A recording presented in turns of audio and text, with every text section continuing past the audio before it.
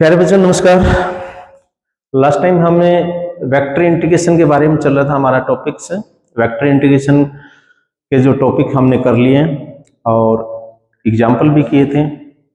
अब हमें थोड़े से कुछ क्वेश्चन करने हैं उनके। ठीक है, देखते हैं कि ये जो हमने पढ़ा है तो इसको लगा के देखते हैं कि भी कैसे कैसे क्वेश्चन सोल्व हो पाते हैं कि हमसे। मैं तो एक दो क्वेश्चन देखते हैं, थोड़ा सा इंपॉर्टेंट है तो मैं क्वेश्चन करा देता हूं। ठीक है, देखिए मैं एक्सरसाइज का क्वेश्चन लेता हूं वेक्टर इंटीग्रेशन की बुक का 3rd चैप्टर का फर्स्ट एक्सरसाइज। ठीक है,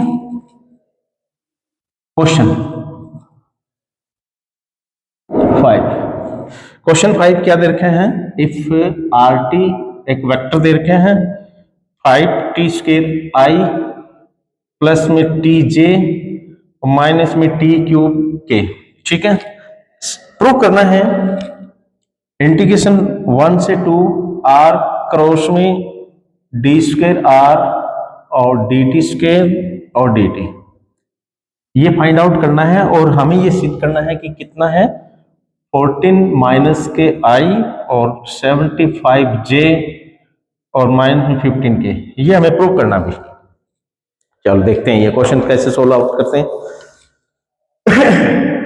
अब यही लास्ट टाइम हम कर रहे थे, इसका सेकंड डेरिवेटिव आर टी का करेंगे तो जीरो हो जाए, जीरो कोई या ना हो, यानी ये चीज हमें फाइंड आउट करनी पड़ेगी। ठीक है, इसका डेरिवेटिव करना पड़ेगा सेकंड और यहां रखेंगे, फिर इस आर टी के साथ क्रॉस करवानी पड़ेगी। ठीक है, तो दो मतलब ये इस क्वेश्चन को आप शॉर्ट में भी कर सकते हैं।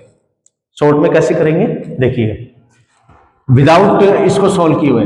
देखो आपने काम करना क्या पड़ेगा, इस वेक्टर का सेकंड डेरिवेटिव निकालना पड़ेगा टी के रिस्पेक्ट में।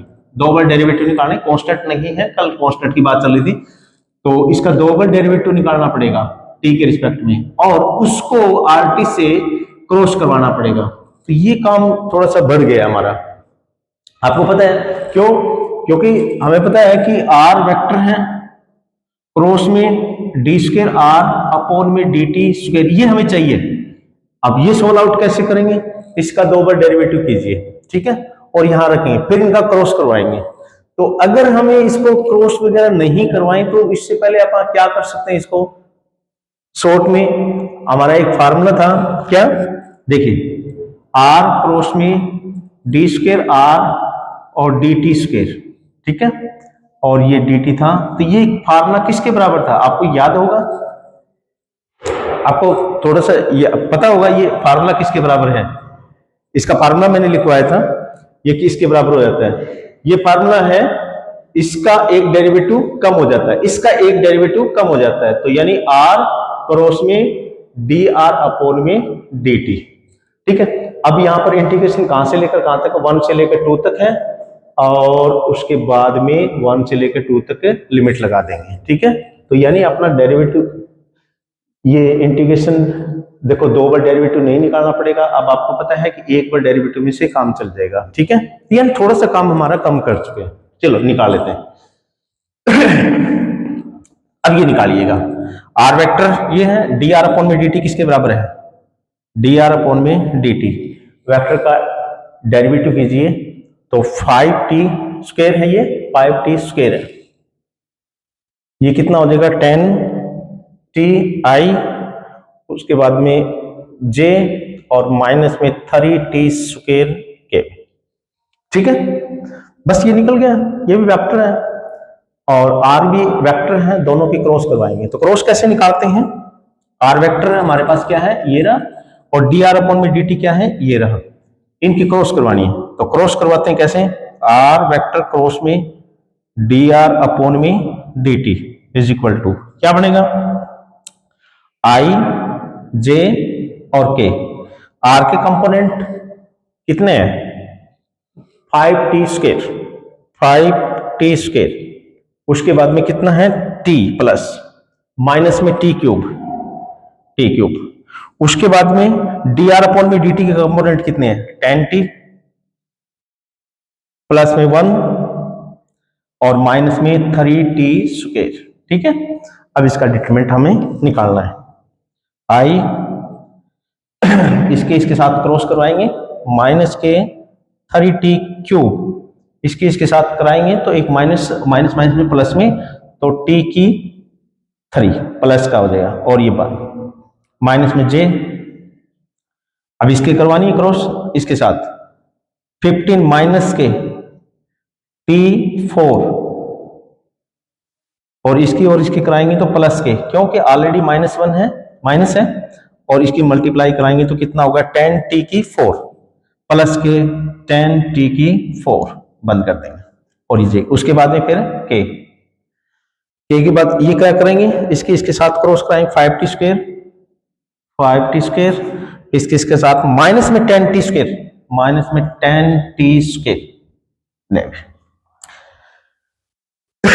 बस ये निकल चुके हैं।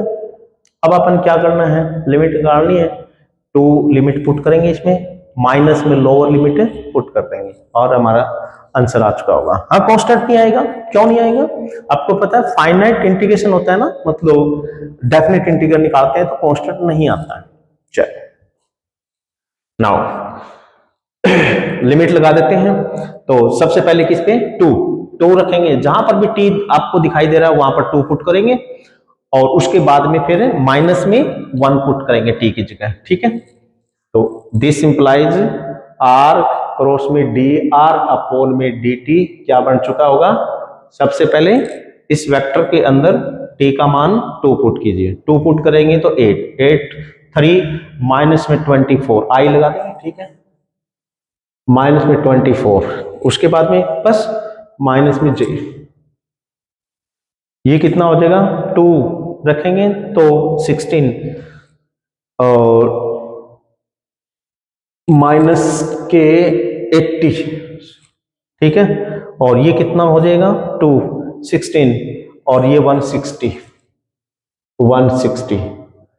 प्लस में के 5, ये टी का स्क्वायर करेंगे तो अपन 4 5 20, और ये कितना है भाई माइनस का 10, और ये कितना है 2 रखेंगे 4 हो जाएगा, 4 इंटू में 10 माइनस में 40, ठीक है भाई। ये अपर लिमिट इसकी वैल्यू आ चुकी है, अब लोअर लिमिट पे इसकी वैल्यू, यानी इसकी वैल्यू कितनी है ये निकालो, 1 पे 1 रखो सभी के अंदर, माइनस में माइनस में ब्रैकेट शुरू कर देते हैं, 1 रखेंगे तो माइनस के 3, 1 रखेंगे +1, ठीक है, और ये कैंसिल, नहीं सॉरी माइनस के 3 है, वैसे तो इसको हम एक कंबाइन कर सकते थे, हमने थोड़ी सी गलती की है, ये कंबाइन कर सकते थे, इसको भी कंबाइन कर सकते थे, इसको भी कंबाइन कर सकते थे, ठीक है, बट जो है कोई दिक्कत नहीं है, तो ये रखेंगे 1, तो ये माइनस के 3 और ये प्लस में माइनस के 2i, ठीक है, उसके बाद में ये निकालेंगे 1 रखेंगे माइनस के 5 और 1 रखेंगे प्लस के 10 माइनस के 5j, ठीक है, उसके बाद में यहाँ पर ये थोड़ी गलती कर दी हमने कि भी इनको कंबाइन कर लेते, ठीक है, क्योंकि सेम पावर के हैं, और ये कितने 5 माइनस के 10 माइनस के 5 के, बस इसको सोल्व आउट कर दो और ये हमारा आंसर आ जाएगा, ये माइनस के 24i, और ये कितना होगा माइनस का प्लस का 80 माइनस का 80j, और ये माइनस के 20 के और माइनस, ये सभी साइन चेंज कर दो, प्लस के हो जाएंगे, 2i 5j और प्लस में 5k, ठीक है, इनको कंबाइन कर सकते हैं, ये प्लस के ये माइनस के है तो ये माइनस के 22i, ये 5 प्लस ये माइनस के 75j, और ये प्लस के और ये माइनस के 15k, लास्ट आंसर, ठीक है, समझ में आया?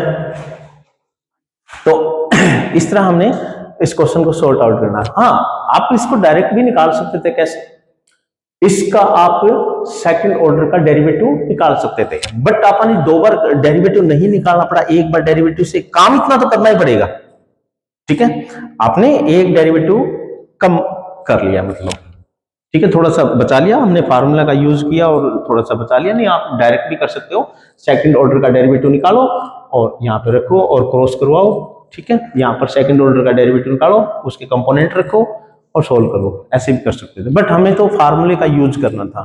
ठीक है, देखिए एक और देखते हैं क्वेश्चन को।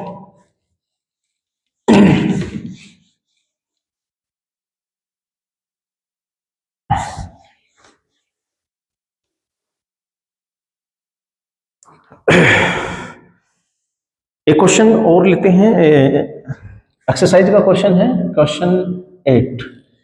ये क्या कहता है कि ए क्रॉस में डी स्क्वायर आर और d t square is equal to b के बराबर है, और कहता है कि सोल्व कीजिए। सोल्व करने का मतलब क्या है, इसमें आर वेक्टर है ये और ये वेक्टर है। सोल्व करने का मतलब क्या है, ए और बी कांस्टेंट वेक्टर है, सोल्व करने का मतलब आर की वैल्यू निकालिए। ठीक है, आर की वैल्यू हमें फाइंड आउट करनी है। चलो अच्छा, और कुछ भी इसमें नहीं है। अब थोड़ा सा ध्यान से देखिए कि ये चीजें हमें कहीं दिखाई दी है, एक एक्सप्रेशन की थी हमने, वहां पर हमें ये दिखाई दे रही थी, तो इसको लिखने का स्टाइल क्या रहेगा, ये किसी न किसी का डेरिवेटिव है। देखिए क्या, ए क्रॉस में डी एक डेरिवेटिव कम कर दो, डी आर अपॉन में डी टी का डेरिवेटिव ही है एक्चुअली में। ये ध्यान से देखो, आप करके देख लो, नहीं पता लग रहा है तो एक्चुअली में ये क्या है, इसका डेरिवेटिव है। ठीक है, यानी इसका एक डेरिवेटिव कम कर दो, ये अगर यहां पर कांस्टेंट है तो, ठीक है, उस फार्मूले के मुताबिक। चलो, ये किसके इक्वल है, बी के इक्वल है। हमें आर का मान निकालना है।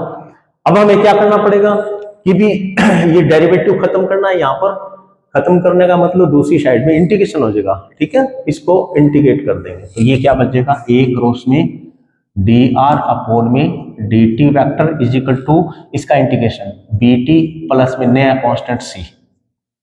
ठीक है भी, चलो अगेन, बट अभी तो हमें पता है कि जो आर वेक्टर है वो डेरिवेटिव के अंदर ही है, हमें डेरिवेटिव को क्या करना है, खत्म करना है, बस फिर सोल्व हो जाएगा अपना क्वेश्चन। अगेन क्या कर देंगे, अब जैसे ये है उसको क्या लिख सकते थे, इसका एक डेरिवेटिव कम करके डेरिवेटिव लगा देते थे, तो वैसे ही इसका एक डेरिवेटिव कम कर दो और आगे डेरिवेटिव लगा दो, तो अगेन डी अपॉन में डी टी ए क्रॉस में और r is equal to b t plus में सी वेक्टर। ठीक है, अब डेरिवेटिव को हटाओ दोनों और इंटीग्रेटिंग बोथ साइड, तो इंटीग्रेटिंग बोथ साइड कर देंगे तो ये डेरिवेटिव खत्म हो जाएगा, तो ए क्रॉस में आर इज इक्वल टू और इंटीग्रेट बी टी प्लस में सी वेक्टर। ठीक है, डी टी के रिस्पेक्ट में आप ऐसे भी समझ सकते हो, ये डी टी यहां पर आ जाएगा, ये डेरिवेटिव दूसरी साइड में इंटीग्रेशन बन जाएगा। ठीक है, ये भी आप सोच रहे हो कि ये सर ये कैसे चला गया, नहीं, डी टी यहां पर आ जाएगा। ठीक है, यानी ये आ गया डी टी, और ये जो डी है ये डेरिवेटिव है, डेरिवेटिव दूसरी साइड में इंटीग्रेशन का साइन। ठीक है, तो बस ये किया, क्या बन जाएगा, ए क्रॉस में आर इज इक्वल टू ये बी टी स्क्वेयर बाय में 2 प्लस में सी टी प्लस में डी।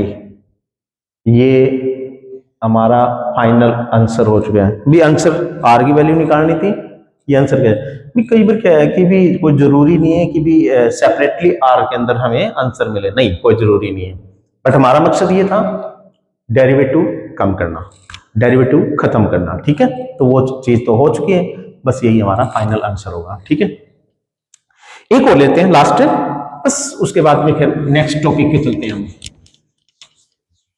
ये कल 3-4 क्वेश्चन थे, इंपॉर्टेंट से दिख रहे हैं तो हम ले लिए। कहता है if question number 9 R dot में D R is equal to 0 है। ठीक है, ये क्वेश्चन में दे रखा है आर डॉट डी आर है, प्रूव करो, प्रूव दैट आर वेक्टर है ना, जो ये जो वेक्टर आर है ये कांस्टेंट है, ये हमें सिद्ध करना है। चलो देखते हैं, बट इसको थोड़ा सा ध्यान से देखें, इसके लेफ्ट साइड को, इस लेफ्ट साइड को यहां पर उठा के लेंगे, तो आर डॉट में डी आर, अगर थोड़ा सा अगर हम दिमाग लगाएं तो एक्चुअली में ये है क्या, एक्चुअली में ये है क्या, मतलब ये अपन देखना है। तो ये एक्चुअली में देखा जाए तो 1/2 आर स्क्वायर का डेरिवेटिव ही है, ध्यान से देखिएगा। ठीक है, ये एक्चुअली में ये इसका डेरिवेटिव ही है। करके देख लो चाहे आप कैसे, इसका डेरिवेटिव करके देखो, आपको यही मिलेगा। देखना देखिए 1/2 और डेरिवेटिव इसका करेंगे तो 2r, और हमें पता है कि r वेक्टर है तो स्केयर है, तो ये वेक्टर में कन्वर्ट हो जाएगा, सिंगल में आएगा तो यानी ये 2r और r का dr अपॉन में dt, और c का तो डेरिवेटिव 0 हो जाएगा, कोई नहीं लिखना, तो 2 से 2 कैंसिल हो जाएगा। तो एक्चुअली में यही था। तो कहने का मतलब ये है, इसकी जगह मैं ये लिख सकता हूं। बात समझ में आई? इसकी जगह मैं क्या लिख सकता हूं? ये लिख सकता हूं। ठीक है, तो अच्छा ये बुक्स में क्या दे रखा है?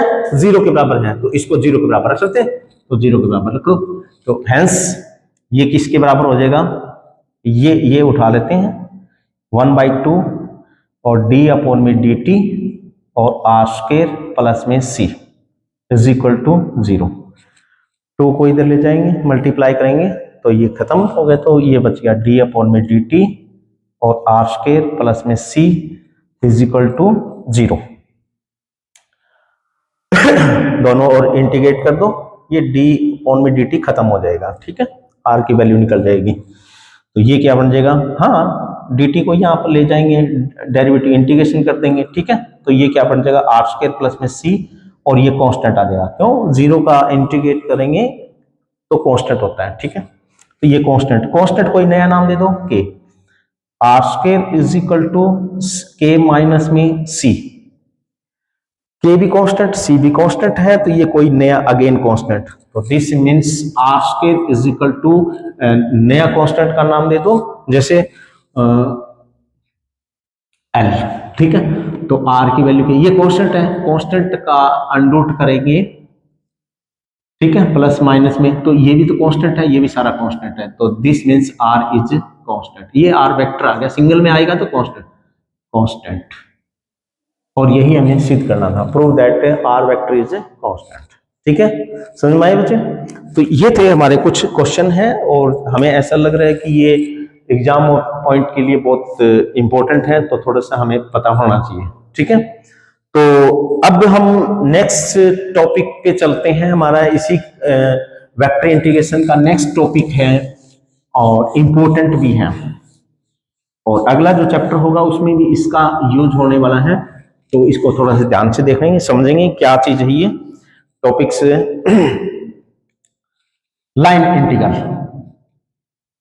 लाइन इंटीग्रल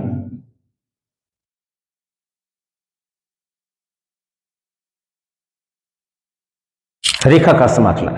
ठीक है, लाइन इंटीग्रल ऑफ वेक्टर, मतलब वेक्टर तो हमें पता ही है कि वेक्टर चल रहा है, तो लाइन इंटीग्रल क्या होता है? देखिए, इंटीग्रेशन का यूज हम कर रहे हैं, तो लेट्स सपोज हमारे पास एक कोई कर्व है, ठीक है, इसके ऊपर कोई पॉइंट है यहाँ पर, और चलता जा रहा है, चलो यहाँ पे पहुंच रहा है, तो ये इतनी एक लाइन होगी। इसका कहता है कि इंटीग्रेशन करना, इस कर्व सी का इंटीग्रेशन करना, मतलब ये कर्व का कोई फार्मूला होगा, लेट्स सपोज एफ आर, ये कोई कर्व है, ठीक है ना, एफ आर वेक्टर की फॉर्म में है, भी वेक्टर की फॉर्म में ले रखे हैं हमने, तो ये कर्व है, और इसका हमें क्या कहता है कि इंटीग्रेशन करते हैं, और वेरिएबल क्या है हमारे पास है आर। आर क्या होता है पता है? इस पॉइंट्स को इस पॉइंट से मिलाओ, ठीक है, इसके ऊपर कोई पॉइंट है, इसको मिला दो, इसको मिला दो, हर वक्त इन जो ये जितने भी बिंदु पड़े हैं इनकी पोजीशन है ये, ठीक है ना, तो ये हमेशा स्थिति बताते हैं इसकी, तो ये आर ही होता है, ये बदलता रहता है हर वक्त, मतलब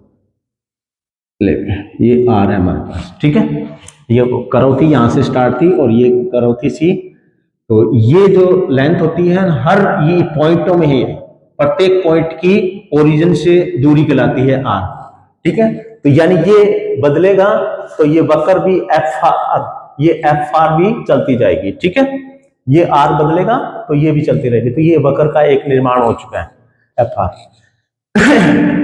देखो हर वक्त अब हमें पता है कि यहां से लेकर और यहां तक ये बीच में जो गैप है ये r है हमारे पास, ठीक है, तो ये dr होगा।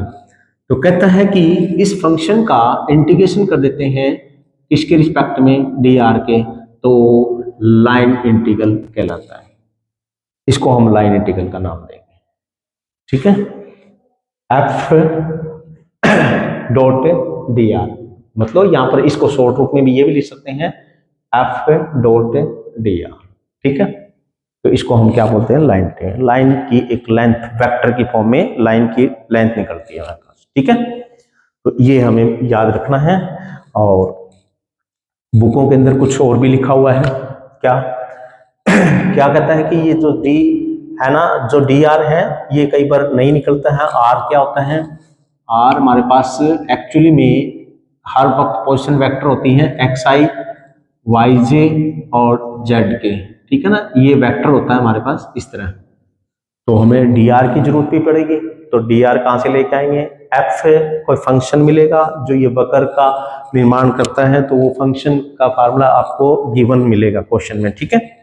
तो वो देगा और डी आर हम यहां से निकाल देंगे। अब तो डी आर कहां से निकालेंगे, डी आर दोनों और वेक्टर का डेरिवेटिव करो डी आर, तो ये d x I D y उन्हीं कंपोनेंटों का उन्हीं के सापेक्ष में करते हैं, तो टोटल डेरिवेटिव कहलाता है आई जे और डी जेड और ये के, ठीक है। तो डी आर हमें ये लेना हर वक्त। एफ है वेक्टर की फॉर्म में मिलेगा, जो भी है जैसे भी दे रखा है तो वो वैल्यू यहाँ पे पुट करेंगे, और एफ की दे रखी होगी वो भी करेंगे, डॉट प्रोडक्ट करवाएंगे और उसका इंटीग्रेशन ज्ञात कर देंगे, ठीक है। तो ये लाइन इंटीग्रल का हमारे पास फार्मूला बन चुका है। और इसकी भी फॉर्म बनती है कार्टेशियन फॉर्म, लाइन इंटीग्रल की कार्टेशियन फॉर्म। कार्टेशियन फॉर्म क्या कहलाती है कि जो एफ आर है और डी आर है उसको एक्स वाई जेड में कन्वर्ट कर दें, ठीक है। एक्स वाई जेड में कन्वर्ट कर देंगे तो वो हमारे पास जिसको हिंदी में बोलते हैं कार्तीय रूप, इसका लाइन इंटीग्रल का कार्तीय रूप, ठीक है ना, cartesian form of a line integral. तो वो कैसे निकालते हैं देखते हैं।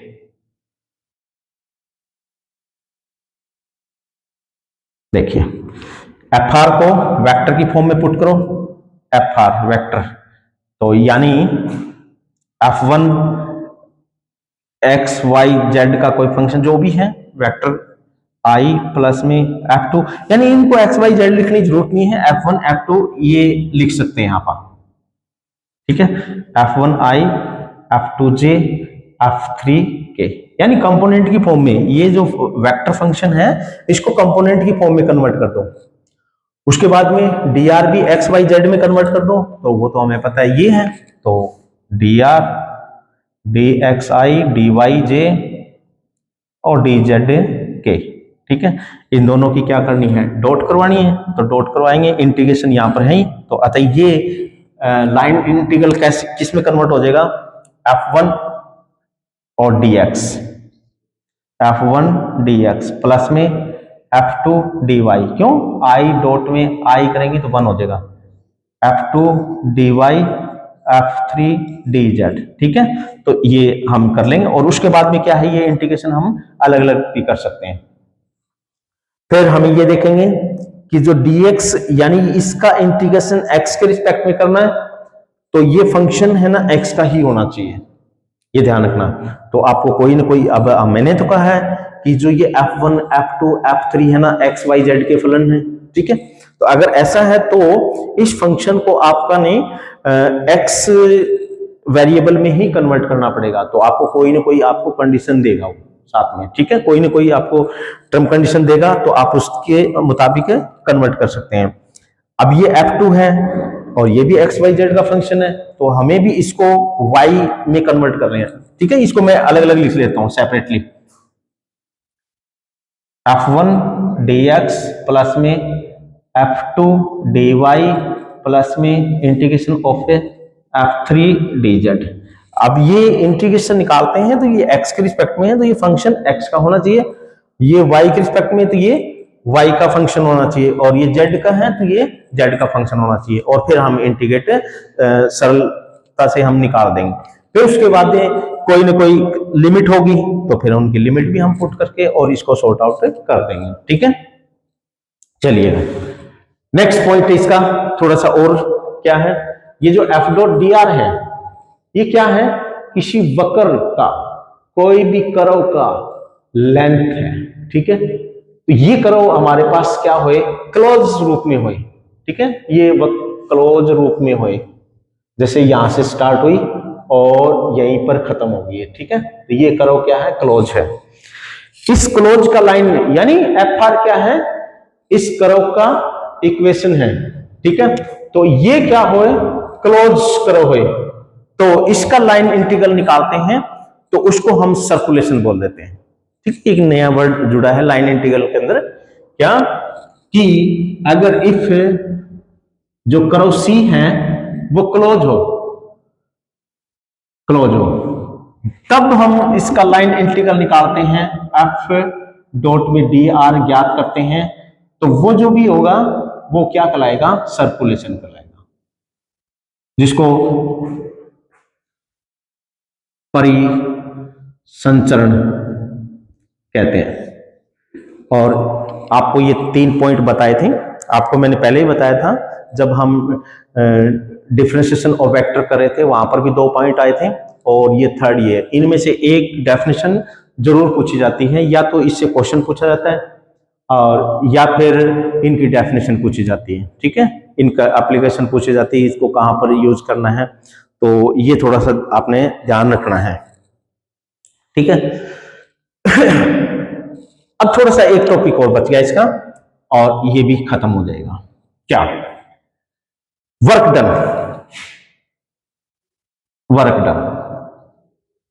वर्क डन का मतलब क्या होगा, किसी को ले लेते हैं, यहां पर इसी को हम उठाते हैं, एफ डॉट में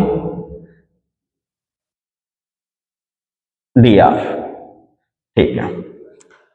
आपको पता है कि जो ये एफ लेयर का है कोई फंक्शन है, ये फंक्शन है, ये एफ हो गया।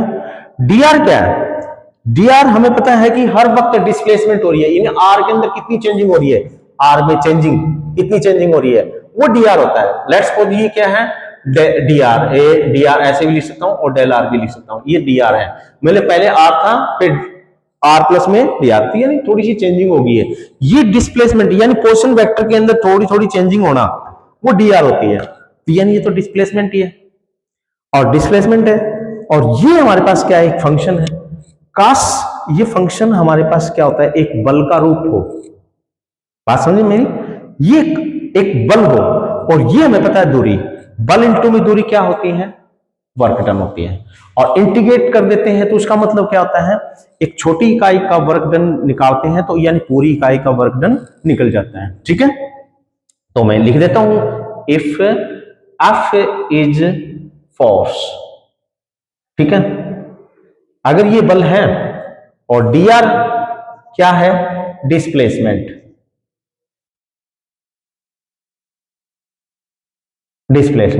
तो हमें पता है कि फोर्स इनटू में डिस्प्लेसमेंट क्या होती है, वर्क डन, ठीक है। और हमें पता है कि डी आर स्मॉल है, एफ जो भी है, तो यानी ये वर्क डन भी कितना निकलेगा, स्मॉल निकलेगा। तो एफ डॉट डी आर क्या कहलाएगा, work done, small work done, ठीक है, वर्क डन, ठीक। बट अगर हम इसका इंटीग्रेट कर देते हैं तो वो क्या हो जाएगा, कंप्लीट वर्क डन, यानी पूरी यूनिट का, यानी एक सी स्मॉल यूनिट का वर्क डन निकला है। और अगर इसका इंटीग्रेशन कर देते हैं तो ये क्या है, कंप्लीट यूनिट का, जितने भी मतलब हो सकता है छोटे छोटे इस रूम के अंदर छोटे छोटे काम चल रहे हैं, तो उनका सभी का वर्क डन निकाल के और जोड़े, तो वो इंटीग्रेट ही, तो इंटीग्रेट का मतलब ही क्या होता है, सम होता है, ठीक है। तो ये क्या निकल जाएगा, टोटल वर्क डन। तो भी ये हमारे पास ये 2-3 टॉपिक हो गए हैं। एक तो ये पूछा जाता है लाइन इंटीग्रल, ठीक है, उसके बाद में इसका कार्तीय रूप यानी कार्टेशियन फॉर्म, यानी ये भी हम यूज करेंगे, ठीक है। और नंबर 3 ये चीज है सर्कुलेशन, ये सर्कुलेशन की परिभाषा भी आ सकती है और सर्कुलेशन का यूज भी करेंगे। और चौथा है वर्क डन, ठीक है, कोई एग्जांपल के अंदर वो आपको बता देगा कि एफ की जगह बल ले रखे हैं, डी आर डिस्प्लेसमेंट है, तो कहता है वर्क डन निकालिए, ठीक है।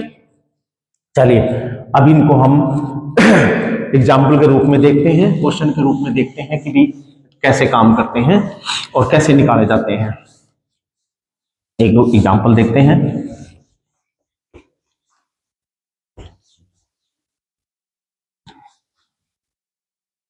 चलिए मैं एक क्वेश्चन लिखता हूं, क्या दे रखा है,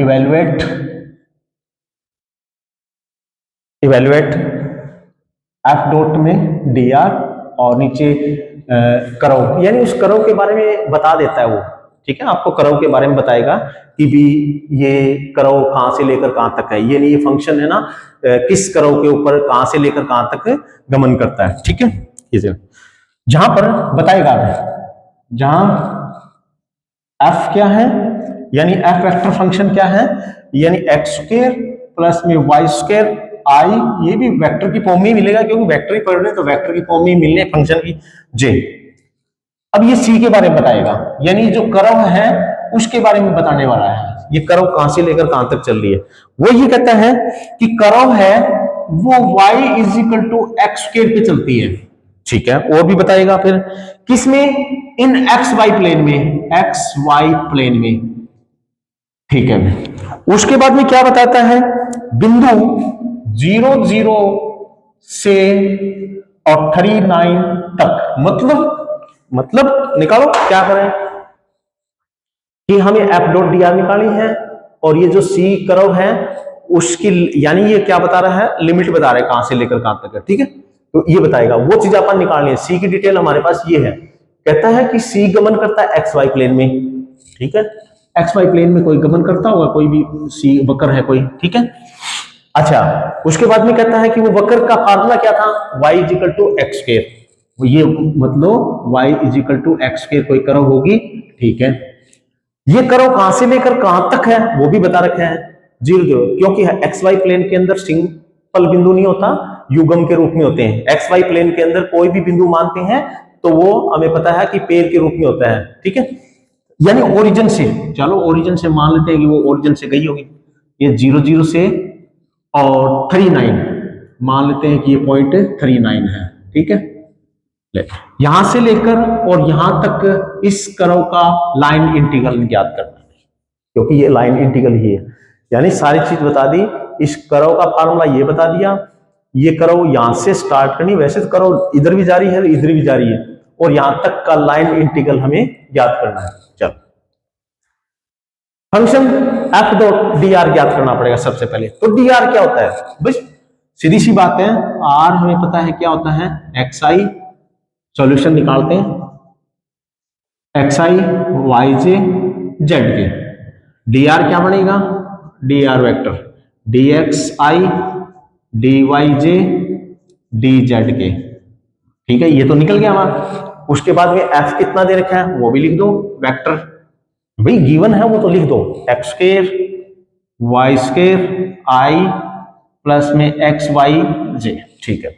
और एक बात और भी है, यहां पर जो कर्व है वो एक्स वाई प्लेन के अंदर ही है, तो यहां पर थर्ड पॉइंट यानी जेड मौजूद नहीं है, तो ये जो डी आर वेक्टर है ना, तो यानी जेड लेने की वैसे जरूरत नहीं है हमें एक्स वाई प्लेन के अंदर। हाँ ये स्पेस के अंदर बात करता तो हम कह देते, तो ये भी नहीं लेना क्योंकि एफ में भी जेड वाला पोर्शन नहीं है, तो ये अपन नहीं लेंगे, ठीक है। करो एफ डॉट डी आर ज्ञात कीजिए, F dot D are, F dot D r, तो हमें पता है इन दोनों की डॉट प्रोडक्ट कराएंगे तो ये नहीं, x square y square d x, x square y square d x plus में एक्स वाई यानी 1 है, एक्स वाई और जे डॉट जे 1, ठीक है। और ये कितना है D Y, A D Y, F dot D R आ गया। अब क्या करना है, इंटीग्रेट करना है, इंटीग्रेट कर दो बोथ साइड, इंटीग्रेट कर दो बोथ साइड, ठीक है। अब वक्र के बारे में लिखो, अब वक्र के बारे में क्या है भाई, प्लेन के अंदर चल रहा है, प्लेन के अंदर तो हमें पता है कि लाइन इंटीग्रल के अंदर तो यहाँ पर तो लिमिट सिंगल लिखते हैं, वहां पर तो लिमिट युग्म के अंदर आई हुई है, ये तो परेशान हो गया।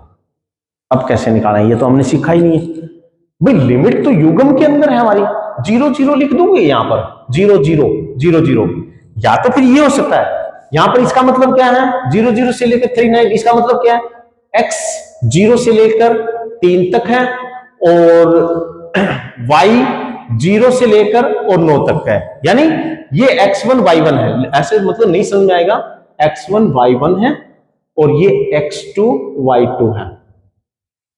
तो x कहां से, x1 यानी 0 से लेकर 3 तक चल रहा है, और y यानी इसमें x है जो मूव कर रहा है वो 0 से लेकर और 3 तक है, और y है वो 0 से लेकर 9 तक गमन। तो यानी ये तो दो लिमिट है, दो लिमिट है, दोनों लिमिटों को मैं एक साथ में कैसे लिखूं, तो यानी ये तो सॉर्ट आउट नहीं होगा।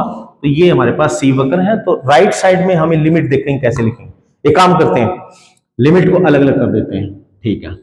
हमें दिखने लग रहा है कि क्वेश्चन के अंदर ये जो dy है तो वहां पर तो y की लिमिट रखी जाएगी, है ना, और जो ये dx के रिस्पेक्ट में है तो वहां पर x की लिमिट रखी जाएगी। तो बस तो काम हो गया, यहां पर तो लिमिट देखो युग्म के अंदर लिखी जाएगी, बट यहां पर हमें पता है कि अलग अलग कर सकते हैं, ठीक है। तो काम बन गया हमारा।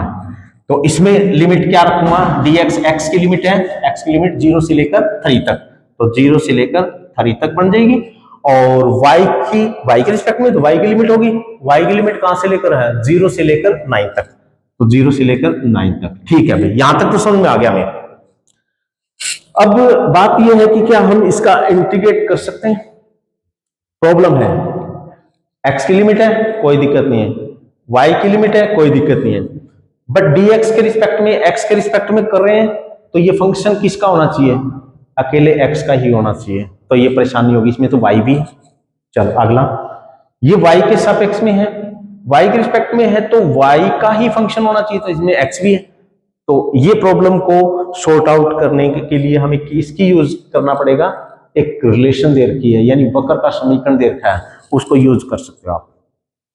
क्या करेंगे भाई, ये फंक्शन x का ही हमें बनाना है, x का बनाना है तो इसमें से y खत्म करना है, तो y की वैल्यू x की फॉर्म में, y की वैल्यू x की फॉर्म में, y की वैल्यू x की फॉर्म में यहां पे पुट कर दो, तो दिस इंप्लाइज 0 से लेकर 3 तक x स्क्वायर और y स्क्वायर, y की जगह क्या रखूंगा, x स्क्वायर, तो x स्क्वायर का स्क्वायर x की 4, ये x की 4, और ये सारा फंक्शन x में कन्वर्ट हो गया और x के रिस्पेक्ट में था और x की ही लिमिट थी, बस हो गया सोल्व प्लस में। नेक्स्ट क्वेश्चन, 0 से लेकर 9 तक है, ये y की लिमिट है तो y भी है, तो हमें पता है कि ये सारा फंक्शन y का ही होना चाहिए, तो यानी x खत्म करना है, तो x की वैल्यू कितनी है, x की वैल्यू यहां से निकालो तो ये अंडरूट y, तो यहां पर x की वैल्यू अंडरूट y पुट करेंगे, तो अंडरूट y इंटू में y और dy, ठीक है, और ये बन गया हमारे पास x स्क्वायर प्लस में x की 4 इंटीग्रेट 0 से लेकर 3 तक dx, और ये कितना बन गया y की 3/2 प्लस में 0 से लेकर 9 और y की 3/2, और ये तो सिंपल इंटीग्रेशन हो गया अभी हमारा, ठीक है ना, +2 के अंदर जो हम इंटीग्रेट करते थे सिंपल हो गया, तो बस कर दो इसको, और ये f डॉट में dr फाइंड आउट हो जाएगा, तो ये कितना होगा x की क्यूब बाई में क्यूब प्लस में x की 5 बाई में 5, लिमिट कितनी है इसकी 0 से लेकर 3 तक, प्लस में उसके बाद में इसकी कितनी है y की पावर एक ऐड हो जाएगी तो 5/2 और प्लस में 5/2 इंटीग्रेट कर दिया भाई, और क्या, और 0 से लेकर 9 तक, बस सोल्व हो जाएगा। ये वैल्यू पुट करोगे x की 3 यानी 27/3 प्लस में 3 x की 3 यानी 3 की 5 बाई में 5, सोल्व करो कर लो नहीं प्लस में y की वैल्यू कितनी है 9 की 5/2, और ये 5/2 का मतलब कितना है, अच्छा एक और भी रहेगी ना, जीरो भी लिमिट लगानी थी ना, जीरो के ऊपर तो सभी जीरो हो रहा है, माइनस का जीरो तो लिखने की जरूरत नहीं है, 9 रखेंगे 5/2, ठीक है, 5/2 का मतलब होता है 2/5, ये 2/5, और जीरो लिमिट पे तो ये काम ही नहीं करेगा, यानी शून्य हो जाएगा, तो बस इसको सॉर्ट आउट कर दो, ये कितना हो जाएगा 9 और प्लस में 3 की 5 और 5 प्लस में ये कितना होगा 2/5 और 9 की 5 9 को लिख सकता हूं 3 की 2 और 5 की 2, ताकि ये थोड़ी सी रैशनलाइज खत्म हो जाए, 3 की 5 9 प्लस में 3 की 5/5 प्लस में 2/5 और 3 की 5 इंटू में 3 की 5 ले, बस इसको सॉर्ट आउट कर दो और ये हमारा फाइनल आंसर आ जाएगा। ठीक है, तो इस प्रकार से आपको समझ में आया कि लाइन इंटीग्रल कैसे निकालते हैं। यहां पर हमें पता है कि सी कर्व दे रखी थी, बट वो युग्म के अंदर थी और युग्म के अंदर तो लिमिट निकाल नहीं सकते थे, तो हमने इसके कार्टेशियन फॉर्म में कन्वर्ट कर दिया और एक में dy आया, एक में dx आया। तो हमें पता है x की लिमिट 0 से 3 थी, y की 3 से 9 थी, तो हमने अलग अलग कर दिया। उसके बाद में क्वेश्चन को x के रिस्पेक्ट में था तो सारे क्वेश्चन को x में कन्वर्ट कर दिया, ये y के रिस्पेक्ट में था सारे क्वेश्चन को y में कन्वर्ट कर दिया और अलग अलग होगा। लिमिट भी सेपरेट होगी, यहाँ पर तो युग्म में थी और यहाँ पर अलग अलग होगी और इसको सॉर्ट आउट कर दिया। ठीक है, तो आई होप आपको समझ में आया होगा। तो एक दो एग्जांपल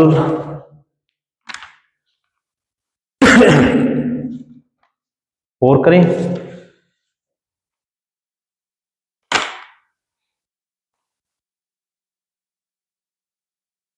चलो एक और करके देखते हैं। अब हम स्पीड से कर सकते हैं इसको, कुछ नहीं हमें समझ में आ गया पहले इस एग्जांपल में कि हमें कैसे फाइंड आउट करना है लाइन इंटीग्रल। देखिए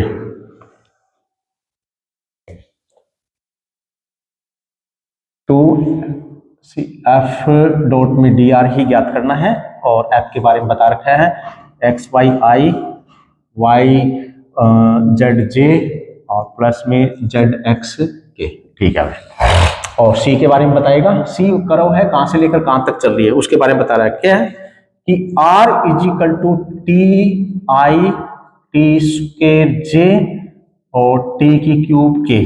ठीक है, और जहां पर टी के बारे में बता रहा है, यानी आर टी का फंक्शन है, टी की लिमिट दे रखी है। ठीक है, तो टी की लिमिट कितनी है, -1 2 और 1 तक चल रही है। अब ये हमें फाइंड आउट करना है।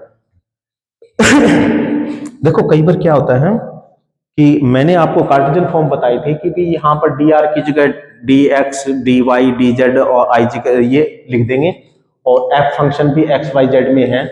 बट क्वेश्चन को थोड़ा ध्यान से देखते हैं कि क्वेश्चन के अंदर जो लिमिट, फाइनल जो लिमिट है ना, वो टी की लिमिट दे रखी है।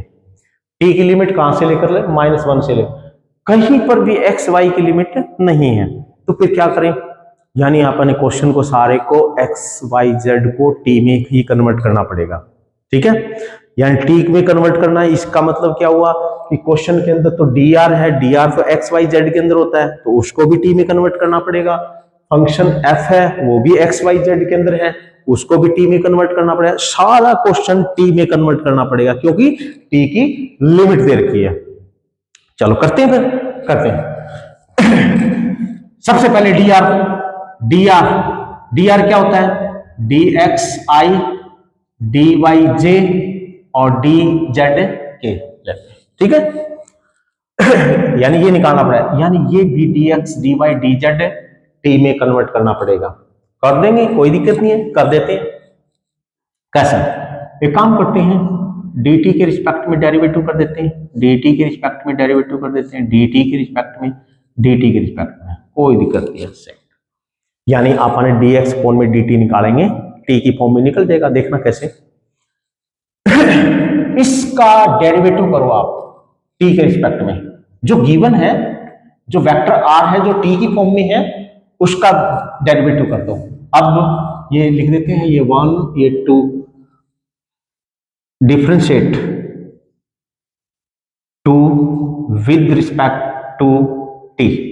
ठीक है, कर देते हैं भाई। तो डी आर अपॉन में डी टी क्या बन जाएगा, टी के रिस्पेक्ट में कर रहे हैं तो ये कितना बन जाएगा, टी का 1 हो जाएगा आई, ये कितना बन जाएगा 2t और j, और ये कितना बन जाएगा 3t स्क्वायर के। ठीक है, मुझे तो डी आर चाहिए था भाई, मुझे तो डी आर चाहिए था, डी टी को इधर ले आओ। तो डी आर किसके बराबर हो जाएगा, आई 2tj और 3t स्क्वायर के और D R sorry D T. आपको पता है डी आर टी की फॉर्म में ही है, सारा काम बन गया। एफ को भी टी में कन्वर्ट कर दो। नाउ नाउ एफ कितना है, एक्स वाई आई प्लस में वाई जेड जे प्लस में जेड एक्स के, पुट कर देते हैं। हमें पता है कि जो ये वेक्टर आर होता है ना वो किस फॉर्म में होता है, आल्सो वी नो दैट, क्या ये भी तो हमें निकालना पड़ेगा कि आर कितना, हम वी नो दैट क्या आर क्या होता है, vector position vector x i y J और जेड के होता है, और इन्होंने क्या दे रखा है, टी आई प्लस में टी स्क्वायर जे प्लस में टी क्यूब के, ये दोनों वेक्टर सेम है, ये एक्स वाई जेड में ये टी में, कंपेयर करवा दो, दो वेक्टर कंपेयर करवा दो, कंपेयर कराएंगे तो एक्स का वैल्यू कितनी आ गई, टी आ गई, तो x is equal to t, इसी प्रकार y is equal to t square, और इसी प्रकार z is equal to t की क्यूब, तो एक्स वाई जेड की वैल्यू टी, ये वैल्यू पुट कर दो, एक्स की वैल्यू कितनी है टी, टी बाई, वाई की वैल्यू कितनी है टी स्क्वायर आई, वाई की वैल्यू कितनी है टी स्क्वायर, जेड की वैल्यू कितनी है टी क्यूब जे, जेड की वैल्यू टी क्यूब, एक्स की वैल्यू टी, ये ले टी, और ये के कितना बन जाएगा, टी की क्यूब आई, टी की 5 जे और टी की 4 के, बस ये एफ भी टी में कन्वर्ट हो गया और डी आर भी कन्वर्ट होगा टी में, और वैल्यू पुट कर दो और ये बस हमारा आंसर आ जाएगा भी। एफ डॉट डी आर क्या करना है, इसकी और इसकी डॉट प्रोडक्ट करवानी है भाई, ये dt है ना लास्ट में रख देंगे कोई दिक्कत नहीं है, इस वेक्टर की और इस वेक्टर की डॉट प्रोडक्ट करवा दो, ये भी वेक्टर है और ये भी वेक्टर है, आई डॉट आई यानी t की 3 इंटू में 1 कितना होगा, t की 3 आई डॉट आई 1, 2t और t की 5, 2t की 6, 2t की 6 और 3t स्क्वायर और t की 4, 6, 3t की 6, 3t की 6, ठीक है, और dt आप मैंने पता है कि एक साइड में रखते हैं कि वो रियल पार्ट था, एक साइड में रखते हैं, और ये तो सारा क्वेश्चन t में कन्वर्ट होगा, t की लिमिट है -1 से लेकर और 1 तक दे रखी है, ये थोड़ा सा कंबाइन कर लो, t की 3 प्लस में 5 t की 6 इंटीग्रेट -1 से लेकर 1 तक और ये dt, ठीक है। बस इसके बाद में आपने क्या करना है कि अगर प्रॉपर्टी लगाएं तो देखो क्या ध्यान से कि ये ओड फंक्शन है, -a से लेकर a तक 0, ठीक है, आपको पता है ओड फंक्शन होता है तो a से लेकर -a से लेकर और a तक हमें पता है, अलग अलग कर सकते हैं आप इसको, अलग अलग कर देते हैं, ठीक है, तो माइनस में 1 से लेकर 1 तक t की क्यूब dt और प्लस में 5 t की पावर 6 और dt, नहीं तो आपने इंटीग्रेशन कर दो भाई, कोई वो नहीं है, प्रॉपर्टी अगर याद नहीं है तो आप यूज कर सकते हो। तो आपने पता है कि अगर ओड फंक्शन होता है तो वो -a से लेकर a तक ओड फंक्शन होता है तो 0, तो ये तो इवन फंक्शन है, इवन फंक्शन है तो ये कितना हो जाएगा 5 इंटू में 2 से मल्टीप्लाई कर देंगे और 0 से 1 हो जाएगी, ठीक है, 0 से लेकर 1 तक और t की 6 और ये dt, ये देख लो अब कितना बन जाएगा 10 हो जाएगा, 10 और ये कितना हो गया t की